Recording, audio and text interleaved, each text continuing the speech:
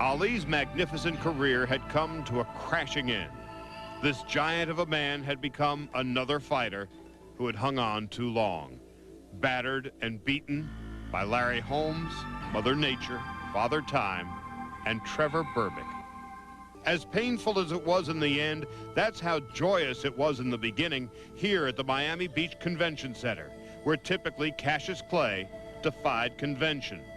They've renamed the hall where the 22-year-old Clay was an overwhelming underdog against a seemingly unbeatable Sonny Liston. The pre-fight weigh-in was as big a show as the fight. Here was this young kid who everybody thought was going to get creamed. His blood pressure soared way up into like the 200s, and he was just put on the performance of a crazy man. And we all looked on in horror. So we thought he was terrified, and that all of this was a manifestation of his terror at being put in the ring with this monster Liston. And we later found out that it was all a show. He knew that Liston was not an educated person, and that he was a little bit frightened of crazy people, and he thought, if I can convince this man I'm demented, then my job will be a little easier tonight. What was most remarkable about the first Liston fight was how easy it was for Clay. He had hand and foot speed like no other heavyweight. Liston couldn't run, and he tried to hide. Sonny Liston refused to answer the bell for the 7th round. And then the minute he cut Liston's cheeks, Liston tasted his own blood. Like bullies everywhere, he quit. February 25th, 1964. Cassius Clay changes the sporting landscape forever. February 26th, 1964. Cassius Clay is no more. Muhammad Ali would defend his title 9 times over the next 3 years. Occasionally, Ali would display an ugly, mean side, like he did against Floyd Patterson and Ernie Terrell. Neither would acknowledge the name Muhammad Ali. They insisted on calling him Clay. And like Patterson before him, Ernie Terrell would pay for that oversight with his blood. I don't really hate no one, but I don't like him for his actions and the way he was acting and insisting on calling me Cassius Clay, knowing that my name now is Muhammad Ali, and I'm a Muslim, and whenever this is discussed as serious, I don't play with the religion. I'll never forget the way he beat up on Terrell to make a point. What's my name? What's my name? The greatest fight I ever saw him fight. The man at his positive peak was, of course, against Cleveland Williams, when he was swift almost beyond belief. Ali's final fight of the 60s, March 1967. He knocks out Zora Foley in 7. A month later, the Army did what no one man could do: knock out Muhammad Ali. Ever the punishment, whatever the persecution is for standing up for my religious beliefs, even if it means facing machine gun fire that day, I will face it before denouncing Elijah Muhammad and the religion of Islam. I'm ready to die. He could not escape the politics of the day. American involvement in Vietnam had become the overriding issue of the generation. Based on the teachings of Elijah Muhammad, Ali became a somewhat reluctant lightning rod for the anti-war movement. The battle lines were drawn between Ali and the United States government.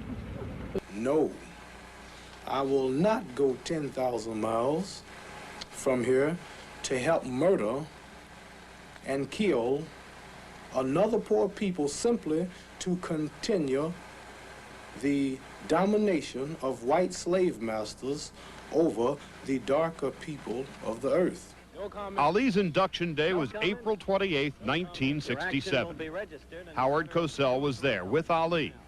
Still no comment. You're registered then and not now. But you know that you're not going to take the step. Is that not true? No comments. Why have you suddenly... And I should bring you in to take the step. Mr. Muhammad Ali has just refused to be inducted into the United States Armed Forces. And so, temporarily at least, it is all over for the heavyweight champion of the world, Muhammad Ali. Here today at 701 San Jacinto in Houston, Texas, he has rejected induction into the military service. What happens now to his title? He will doubtless be stripped of it by every state boxing commission in this country and by the World Boxing Association. And so they did to Ali what they could, and they took it as far as they could. It took enormous courage for him to take the stand that he did, and must have involved a quite profound personal commitment. And that's the very thing that I had always believed should preclude a government trying to force someone into military service. The heavyweight champion of the world, Muhammad Ali, and it is a war that he considers unjust, and his conscience will not allow him to do it. Now, certainly, I would endorse that, I would justify his action, and I would give him my strongest support in his doing it.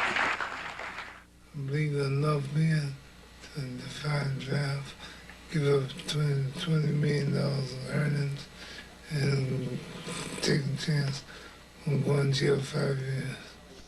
2 months later, in Cleveland, Jim Brown organized a meeting of prominent black athletes to gather support for Ali's anti-war, anti-draft position. I got a call from Herbert Muhammad, who was Ali's manager at the time. And Herbert was benefiting from Ali fighting. And Herbert decided that if Ali went in the service, that he'd be in, in special services, and that he could fight in the army and serve his time and still fight. But Herbert was the son of Elijah Muhammad. And he called me and said, is there any way that you can see if Ali would go in the service? Because I can't say it because I'm a Muslim and Muslims don't go into service, but the army will make a deal with us if, Ali will go in. So Ali came in the night before, and I talked with him. I didn't tell him about Herbert. I never told anybody about Herbert. But I talked to him, and I knew that he wasn't he wasn't going into the service, that he was convinced because of his religion, et cetera, et cetera. Today, Herbert Jabir Muhammad admits initiating that meeting with Brown, but he denies asking Jim Brown to suggest to Ali about going into special services. The greatness in Ali was in what he did politically. His willingness, whether you agreed with him or not, to act in those precious moments given to him for his career, to act upon conscience. And he did that, and he made a difference. Ali's conviction for draft evasion was overturned unanimously, with one abstention, by the Supreme Court in 1971. He had won his religious war against the government. In December of 1993, Ali was honored in Los Angeles along with civil rights pioneer Rosa Parks for their longtime work on behalf of African-American achievement. Ironically, as intimately involved as Ali has been in various political movements over the years, he has never voted in an election.